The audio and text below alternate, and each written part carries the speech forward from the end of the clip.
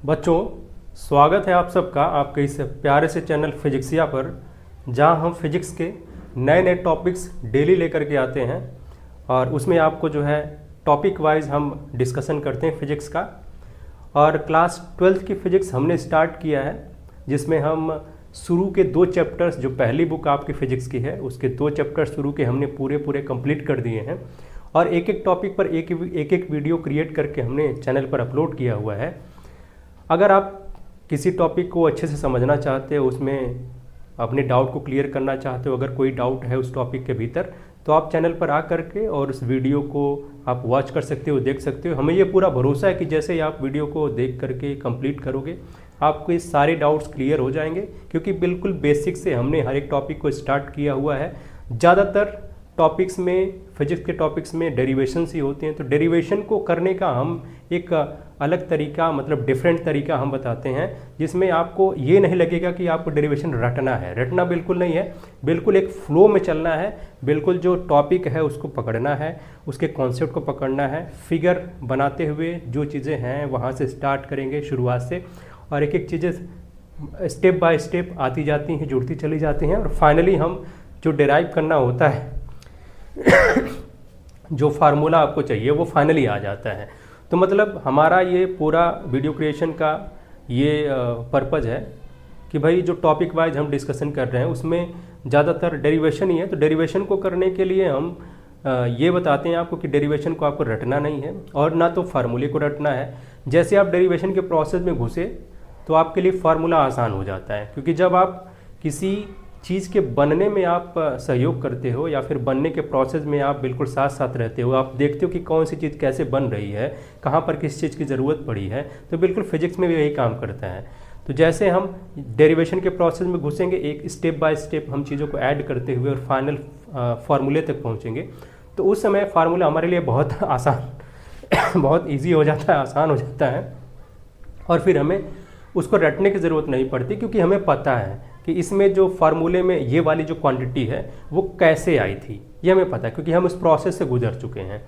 और हमें ये भी पता है कि कौन सी क्वांटिटी जो फार्मूले में दिखाई दे रही है, ठीक है, वो दूसरी वाली क्वांटिटी से कैसे रिलेटेड है, क्या उसके डायरेक्टली प्रोपोर्शनल है, क्या उसके इन्वर्सली प्रोपोर्शनल है, ये सब कुछ हम पहले से जानते हैं। और इस वजह से फार्मूले में जो चीज़ें हैं, जो क्वांटिटीज़ हैं, जो सिंबल्स हैं, उसे हम आसानी से याद कर पाते हैं। और ये हमें इस चीज़ में कभी कन्फ्यूज़न नहीं होता कि कौन सी चीज़ जो है यहाँ ये जो ऊपर न्यूमरेटर में है, कौन सी डिनोमिनेटर में है, कौन सी लेफ्ट में है, कौन सी राइट में है, कभी कभी भूल जाते हैं कौन सी माइनस में है, कौन सी प्लस में। तो अगर हम डेरिवेशन के प्रोसेस से गुजरेंगे और पूरा डेरिवेशन अगर हमने देखा अपने खुद करके देखा हुआ है, तो बिल्कुल ये फार्मूला भूलेगा नहीं।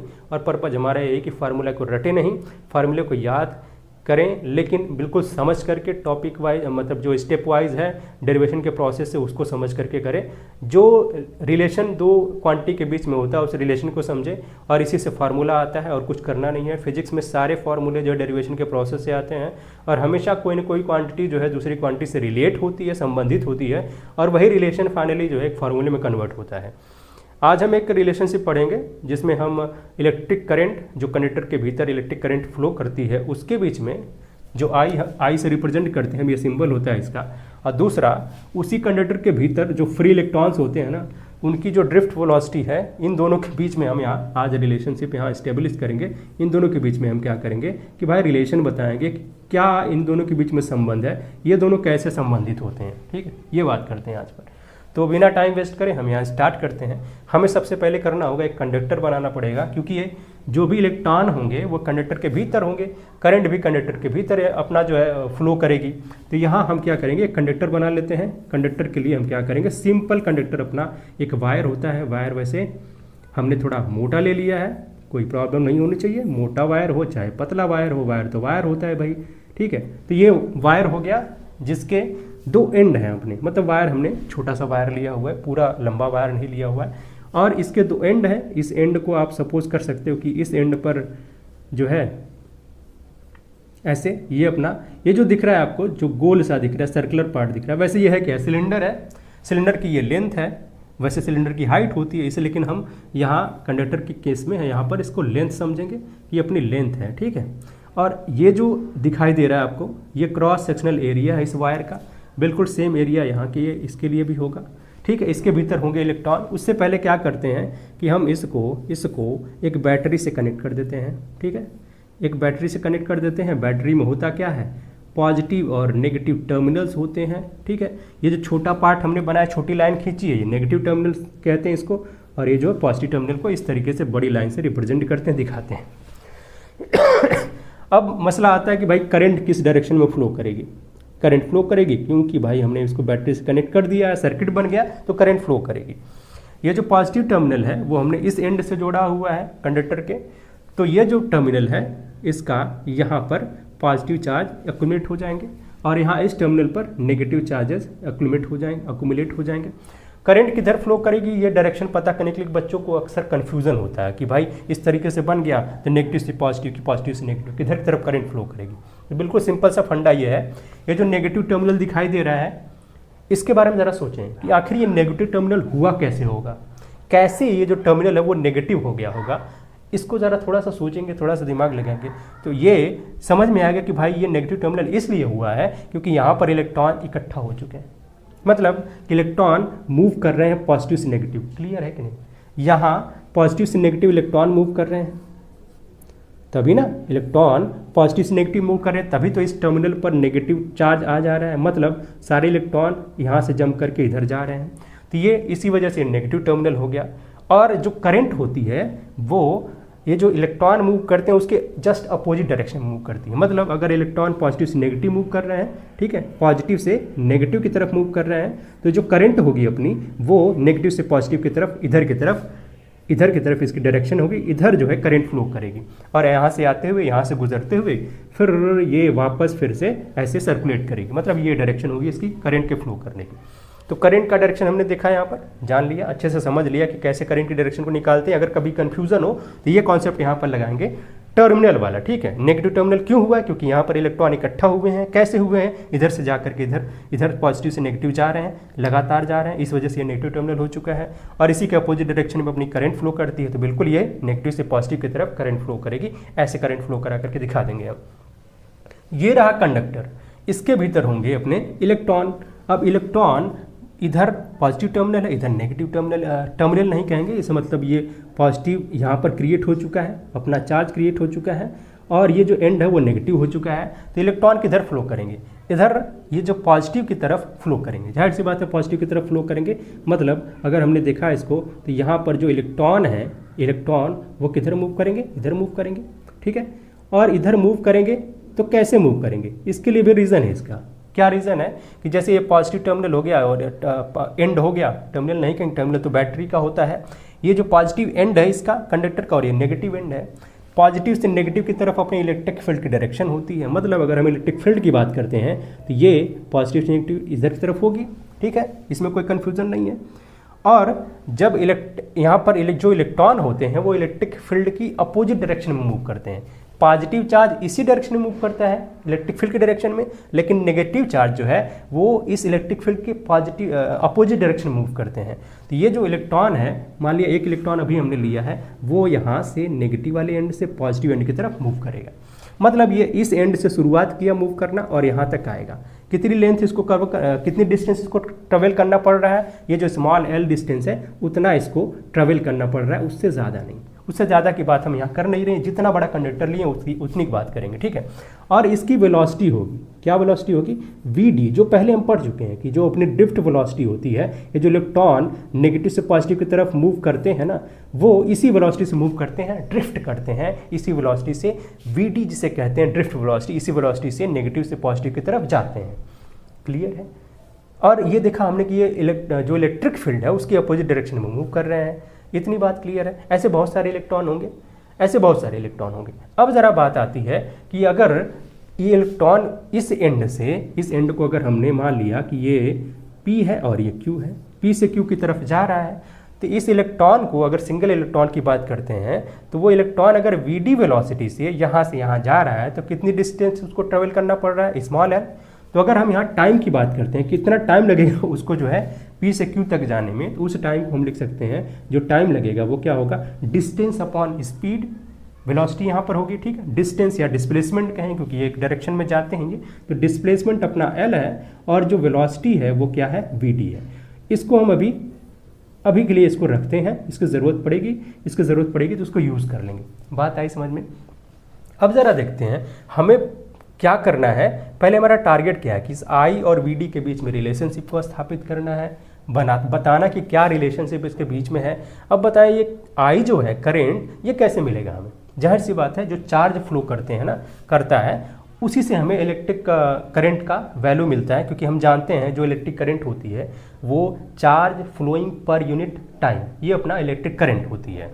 तो जब चार्ज अगर हमें पता चल जाए कि जो इलेक्ट्रॉन यहाँ से यहाँ तक जा रहे हैं उसमें कितना चार्ज ये लेकर के जा रहे हैं, इस एंड से दूसरे एंड तक कितने चार्ज अपने साथ लेकर के जा रहे हैं, अगर ये टोटल चार्ज हमें पता चल जाए तो बात बन जाए, ठीक है। उसके लिए क्या करना होगा, अगर हमें नंबर ऑफ इलेक्ट्रॉन पता चल जाए तो हमें चार्ज भी पता चल सकता है। क्यों? क्योंकि हम जानते हैं कि जो टोटल चार्ज होता है, चार्ज बराबर वो NE होता है, ठीक है।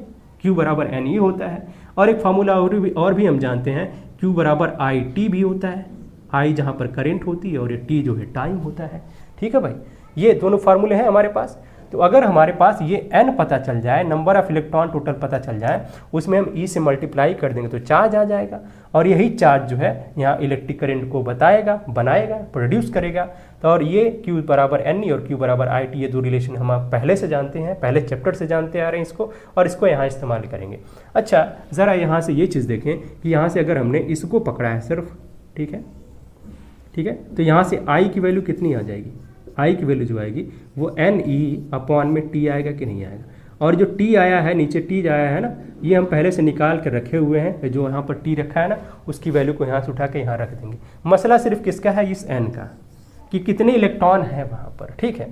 तो देखें, अगर हमारे पास एक चीज़ यहाँ पर मिस किए हैं हम, क्या है कि इलेक्ट्रॉन की डेंसिटी हम नहीं लिखे हैं। इलेक्ट्रॉन डेंसिटी आपको गिवन है, इलेक्ट्रॉन डेंसिटी ऑफ इलेक्ट्रॉन ये गिवन है आपको स्मॉल n, ठीक है। मतलब पर यूनिट वॉल्यूम में जो इलेक्ट्रॉन है वो कितने हैं, स्मॉल n के बराबर है।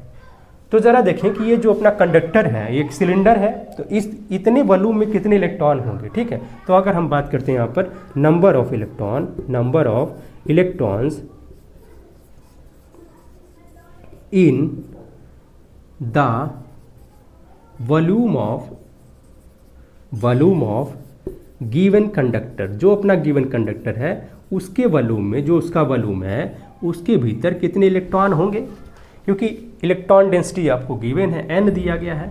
अब पर यूनिट वॉल्यूम के लिए इलेक्ट्रॉन की नंबर जो है n है, तो इसके वॉल्यूम में कितना आएगा, बस इसके वॉल्यूम से हम मल्टीप्लाई कर देंगे तो टोटल नंबर ऑफ इलेक्ट्रॉन्स आ जाएंगे। इसका वॉल्यूम कितना होगा, ये सिलेंड्रिकल के फॉर्म में है, और सिलेंडर में हमें पता है कि इसका एरिया जो क्रॉस सेक्शनल एरिया है वो अपना A है, तो बस इसमें L से मल्टीप्लाई कर देंगे तो वॉल्यूम मिल जाएगा हमें, ठीक है। यानी कि जो A है वो और L से मल्टीप्लाई कर दिया तो टोटल नंबर ऑफ इलेक्ट्रॉन्स आ गए। तो जहाँ हमें नंबर ऑफ इलेक्ट्रॉन यहाँ पर चाहिए, N की वैल्यू जो चाहिए वहाँ हम ये रख देंगे, और बाकी सारी चीज़ें A तो हमें पता ही है, और T की वैल्यू यहाँ से उठा के रख देंगे। अब हमें मिलने जा रहा है कि करंट ये बराबर N की वैल्यू ये रख देंगे हम, total number of electron N, और उसके बाद A है और L है, इसको यहाँ ब्रैकेट में करने की ज़रूरत नहीं है, अभी फ़िलहाल ऐसे लिखते हैं। और उसके बाद ये E है, अपॉन में T जो है ना उसको क्या लिखेंगे, L अपॉन VD लिखेंगे, ये जो लेंथ है वो, और अपॉन में क्या करेंगे, ये जो ड्रिफ्ट वेलोसिटी उससे जो है डिवाइड कर देंगे। L से L क्या कैंसिल आउट नहीं हो जाएगा, बिल्कुल हो जाएगा। ये जो VD है एकदम से नीचे है, बटे का बटे है, एकदम से ऊपर जा करके यहाँ मल्टीप्लाई हो जाएगा, इसमें कोई कन्फ्यूजन नहीं होना चाहिए। यहाँ हम इम्प्लाइज एट लगाएंगे और फिर क्या करते हैं, I बराबर लिखते हैं कि I बराबर आखिर बचा क्या क्या है, ठीक है। ये N बचा है, E बचा है, A बचा है, फिर ये VD भी जा करके इसी के साथ मल्टीप्लाई हो जा रहा है, मतलब क्या N, E, A और VD, ठीक है। VD क्या है, अपनी ड्रिफ्ट वेलोसिटी है। ये हमारे पास आ गया रिलेशन, ठीक है, संबंध आ गया। जो संबंध ये छुपाया जा रहा था कि I और VD के बीच में क्या संबंध है, ये बार बार कह रहा था मेरा कुछ संबंध नहीं है इससे, लेकिन हमने ये पकड़ लिया कि क्या संबंध है इसका। I का इस VD के साथ ये संबंध है कि I बराबर NEA VD होता है। N क्या है, ये नंबर ऑफ इलेक्ट्रॉन्स हैं, इलेक्ट्रॉन की ये डेंसिटी है, और उसके बाद E जो है वो एक इलेक्ट्रॉन पर चार्ज होता है जिसकी वैल्यू फिक्स होती है। हम जानते हैं कि E की वैल्यू होती है 1.6 10⁻⁻19 कूलाम का चार्ज होता है एक इलेक्ट्रॉन के ऊपर। ए जो है वो क्रॉस सेक्शनल एरिया है इस वायर का, और वी डी क्या है, अपना ड्रिफ्ट वेलोसिटी है। तो हमने आई और वी डी के बीच में ये यहाँ पर रिलेशनशिप स्थापित कर दिया है, बता दिया है कि इन दोनों के बीच में रिलेशनशिप क्या है। मतलब यहाँ से ये भी समझ में आ गया कि जो वी डी है, या ऐसे कहें कि जो करंट है वो ड्रिफ्ट वेलोसिटी के डायरेक्टली प्रोपोर्शनल है। यानी कि जैसे ही अगर आई बढ़ता है, ठीक है, आई बढ़ता है तो ये अपना वी डी भी बढ़ेगा, या फिर बात करते हैं अगर वी डी बढ़ता है तो आई भी बढ़ेगा। अगर वी डी घटता है, अगर स्पीड कम हो गई इलेक्ट्रॉन की, तो अपना करंट की वैल्यू भी कम हो जाएगी, ठीक है। ये डायरेक्टली प्रोपोर्शनल है। और जैसे ही यहाँ पर ये एन के साथ भी डायरेक्टली प्रोपोर्शनल है जो करंट है, अपने एरिया के साथ भी। मतलब क्या, जो करंट है वो इस एरिया पर डायरेक्टली प्रोपोर्शनल है, और ये नंबर ऑफ इलेक्ट्रॉन पर भी डायरेक्टली प्रोपोर्शनल है, और वी डी के भी डायरेक्टली प्रोपोर्शनल। मतलब इसमें से कोई भी एक चीज़ बढ़ेगा, ये तो फिक्स वैल्यू होती है कि, लेकिन ये एन है, ए है और वी डी है, इसमें से कोई भी एक बढ़ेगा तो करंट की वैल्यू बढ़ जाएगी। बात आई समझ में? अच्छा, एक चीज़ और जरा देखें, इस फॉर्मूले को थोड़ा सा और बदल करके देखते हैं। यहाँ जो ए दिखाई दे रहा है इसको हम आई के नीचे लेकर के आते हैं, ठीक, ऐसे खींच करके और आई के नीचे लेकर के आते हैं। अब ये जो वैल्यू लेफ्ट में हमने लिखा है इसको बता सकते हो ये क्या है? कोई बताएगा? बिल्कुल, आप जानते हो इसको, आई अपॉन ए है, करंट अपॉन एरिया है, इसे कहते हैं करंट डेंसिटी, ठीक है। इसे क्या कहते हैं? करंट डेंसिटी कहते हैं, करंट डेंसिटी, ठीक है, करंट डेंसिटी कहते हैं। और इसको रिप्रेजेंट करते हैं इस जे से रिप्रेजेंट करते हैं। मतलब यहाँ से एक फार्मूला और भी हमारे पास आ जाएगा, जे बराबर एन ई और वी डी, ठीक है। अगर हम करंट डेंसिटी की बात करेंगे तो एन ई वी डी होगा, और करंट की बात करेंगे तो N E A V D होगा। हम जानते हैं कि अपनी जो करंट डेंसिटी होती है वो पहली ऐसी डेंसिटी है जो पर यूनिट वॉल्यूम नहीं, पर यूनिट एरिया होती है। मतलब ये पर यूनिट वॉल्यूम, वैसे नॉर्मल डेंसिटी अपनी mass density per unit volume होती है, मतलब मास अपॉन वॉल्यूम लिखते हैं, लेकिन करंट डेंसिटी के लिए हम करंट अपॉन में एरिया लिखेंगे, वॉल्यूम नहीं लिखेंगे। ये चीज़ आपको ध्यान रखना है, बच्चे कंफ्यूज हो जाते हैं, इस वजह से इस चीज़ को हमने बताया बार बार। और ये था एक रिलेशनशिप जो हमने आई और वी डी के बीच में स्थापित किया है। अब ज़रा एक क्वेश्चन लेकर के एक एग्जांपल से समझते हैं कि आखिर ये जो फार्मूला अभी अभी आया है डेरिवेशन के प्रोसेस के बाद, उसे कैसे अप्लाई करेंगे। अगर एग्जांपल अगर हमें जो है दे दिया जाए, न्यूमेरिकल्स दे दिया जाए, तो उसको कैसे सॉल्व करेंगे, ठीक है। इस फार्मूले को अप्लाई करके कैसे सॉल्व करेंगे, एक एग्जाम्पल से समझते हैं। तो बच्चों ये है क्वेश्चन हमारे पास, जो हम आई बराबर एन ए वी डी, मतलब जो अभी हमें आई और वी डी के बीच में संबंध मिला है, उस फॉर्मूले पर जो आई बराबर N E A V D, ये जो फार्मूला मिला है, इस पर बेस्ड इस क्वेश्चन को करते हैं। क्वेश्चन को सबसे पहले पढ़ते हैं। फाइंड द ड्रिफ्ट वेलोसिटी, यानी आपको पता करना है वी डी की वैल्यू, ये वैल्यू कैलकुलेट करनी है वी डी की। ड्रिफ्ट वेलोसिटी पता करना है इलेक्ट्रॉन की, of electrons in a copper wire of cross sectional area 2.5 10⁻⁻7 metre square. ये क्रॉस सेक्शनल एरिया है, ये ए की वैल्यू है, ये क्या है, ए की वैल्यू है। Carrying a current of 1.6 ampere, ये जो वैल्यू है ये आई की वैल्यू है, करेंट की वैल्यू है। Given electron density equals to 4 × 10⁻28 पर मीटर क्यूब, ये जो है ये इलेक्ट्रॉन डेंसिटी दिया गया है, मतलब ये एन की वैल्यू दी गई है, ठीक है, ये एन की वैल्यू दी गई है। हमें पता करना है कि भाई जो ड्रिफ्ट वेलोसिटी होगी वो कितनी होगी, ठीक है, जो इलेक्ट्रॉन ड्रिफ्ट करेगा जिस वेलोसिटी से वो कितना होगा, ठीक है, ये एन की वैल्यू है। तो सबसे पहले जो गिवन था उसको हमने यहाँ पर चिन्हित कर लिया है, पॉइंट आउट कर लिया कि क्या क्या गिवन है। हमें पता क्या करना है, वी डी पता करना है, इसी फार्मूले में से फार्मूला यही हम अप्लाई करेंगे। तो यहाँ से अगर हम वी डी निकालते हैं, पहले ये आई बराबर लिख लेते हैं कि आई बराबर एन ई ए और वी डी होता है। अगर वी डी यहाँ से निकालना चाहें तो क्या होगा, वी डी बराबर में इस सारी चीज़ों को एन ई और ए को इस आई के नीचे रखना पड़ेगा, तब वी डी आएगा। आई बराबर में आई और नीचे क्या लिखेंगे डिनोमिनेटर में, एन ई और फिर ए लिखेंगे। अब सारी वैल्यूज है हमारे पास, उस वैल्यू को रखते हैं और फिर यहाँ वी डी आ जाएगा, जो भी है ड्रिफ्ट वेलोसिटी इलेक्ट्रॉन्स की वो आ जाएगी, ठीक है। एवरेज ड्रिफ्ट वेलोसिटी को कहते हैं, ठीक है, एवरेज ड्रिफ्ट वेलोसिटी। सिर्फ एक इलेक्ट्रॉन की नहीं होती है वेलोसिटी, सारे इलेक्ट्रॉन की एवरेज ड्रिफ्ट वेलोसिटी होती है, और ये बहुत कम वैल्यू आती है इसकी, ठीक है। जैसे हमने बताया था ना कि शुरुआत में कि भाई रैंडम वेलोसिटी से जब इलेक्ट्रिक फील्ड अप्लाई नहीं किया जाता कंडक्टर में, तो रैंडम वेलोसिटी से इलेक्ट्रॉन मूव करते हैं, कोई इधर जा रहा है, कोई उधर जा रहा है, कोई ऐसे जा रहा है, कोई ऐसे जा रहा है, कोई जो है ऐसे जा रहा है, ऐसे इस तरीके से रैंडमली मूव करते रहते, तो उनके पास रैंडम जो वेलोसिटी होती थी वो लगभग 100 किलोमीटर पर सेकेंड वाली स्पीड, मतलब इतनी वेलोसिटी होती थी। बहुत ज़्यादा तेज़ी से ये मूव करते हैं जब इलेक्ट्रिक फील्ड अप्लाई नहीं होता। तो जैसे आप इलेक्ट्रिक फील्ड अप्लाई करते हैं तो क्या होता है, वेलोसिटी की वैल्यू बहुत कम आती है। अभी यहाँ से पता चल जाए कि वेलोसिटी की वैल्यू इतनी कम क्यों आती है, क्योंकि ये जो वैल्यू अभी आएगी ना, देखना बहुत छोटी वैल्यू आएगी। ये जो 100 किलोमीटर पर सेकंड वाली बात है ना, इसके मुकाबले यहाँ पर कुछ भी नहीं आएगा।